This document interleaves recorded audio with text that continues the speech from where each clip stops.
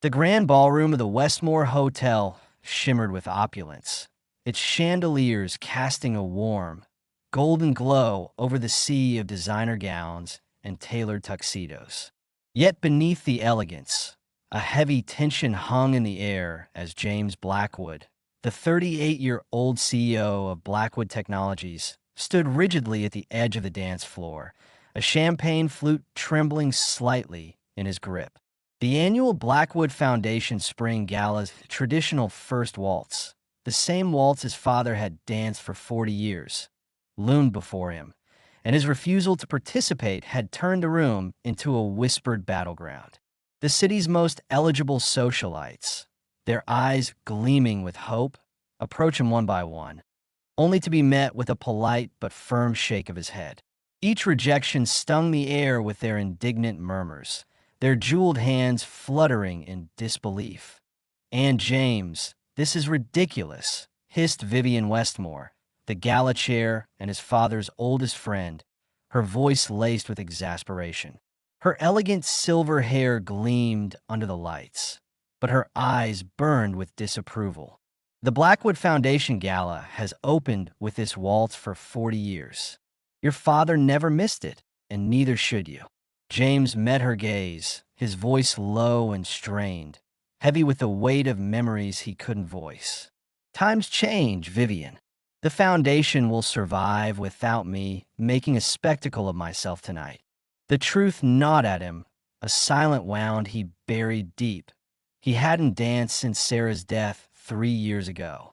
His wife had been the heart of these events, her laughter ringing out as she twirled in his arms, her joy lighting up the room. Now, the thought of another woman's hand had clenched his chest with a pain so sharp it stole his breath. The orchestra struck the opening notes of Strauss's Blue Danube, and Vivian's disappointed sigh lingered as she was swept away by her husband, leaving James alone. He watched the couples glide across the floor, women in gowns worth small fortunes, men in tuxedos representing the foundation's benefactors, all expecting him to uphold a tradition that now fell hollow. His mind raced, calculating how soon he could escape without causing a scene, when a sudden commotion at the service entrance yanked him from his thoughts. Elena Diaz, a cleaning staff member he recognized from his frequent stays, hurried into the ballroom, her face flushed with a mix of urgency and embarrassment. Her black uniform with its white collar marked her as an outsider in this glittering world, yet there was a quiet dignity in her hurried steps. Behind her stood a young girl, perhaps 16, in a simple blue dress that stood out like a fragile wildflower amid the roses of couture. James's curiosity piqued as Elena pleaded with the event coordinator, her hands gesturing toward the girl. The coordinator's stern refusal and pointed gesture toward the service exit made the girl's shoulders slump, her face crumpling with a disappointment so raw it pierced James's guarded heart. "Is there a problem?" he asked, crossing the room before he fully understood why.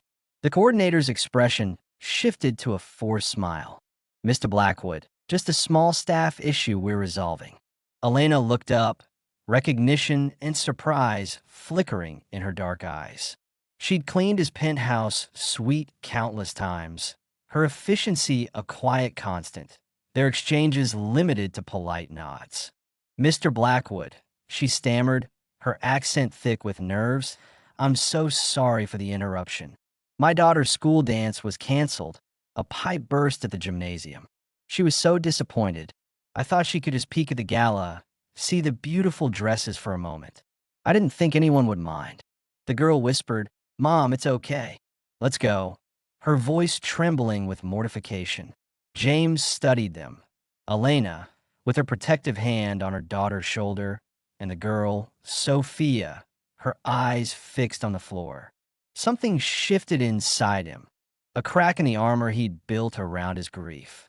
Sarah would have adored Sophia's earnestness, her disappointment a mirror to the innocence James had lost. "What's your name?" he asked gently. Sophia looked up, startled. "Sophia, sir." Her flush deepened. "I was looking forward to my spring formal. I'm a junior." The coordinator interjected, "Guests aren't permitted," but James cut her off, his voice firm yet warm. "They're my guests." The word surprised even him, and Elena's wide-eyed shock mirrored his own. "Mr. Blackwood, we couldn't possibly," she protested, her voice thick with embarrassment. "I insist," he said, turning to Sophia with a resolve he hadn't felt in years. "No young woman should miss her spring formal, even if it's a different one." The coordinator relented with a tight nod, and as the waltz played on, James made a decision that would ripple through the room. "Sophia, would you do me the honor of this dance?" Her eyes widened. "Me? But I don't know how to waltz." He smiled, extending his hand. "It's easier than it looks. I'll teach you." Elena hesitated but nodded. Sophia's trembling hand found his, and as they stepped onto the floor, the ballroom fell silent. Whispers erupted, heads turned, and Sophia murmured, "Everyone's staring." James winked. "They're just jealous." He guided her gently, left hand on his shoulder, right in his hand light on her back, counting 1, 2, 3, 1, 2, 3. Her initial stiffness melted into tentative steps, then a shy smile as she managed a turn without faltering. "I'm doing it," she whispered, her voice a fragile thread of joy. From the edge, Elena watched, her eyes glistening with gratitude and pride, while Vivian stood frozen, champagne glass midair, her shock palpable.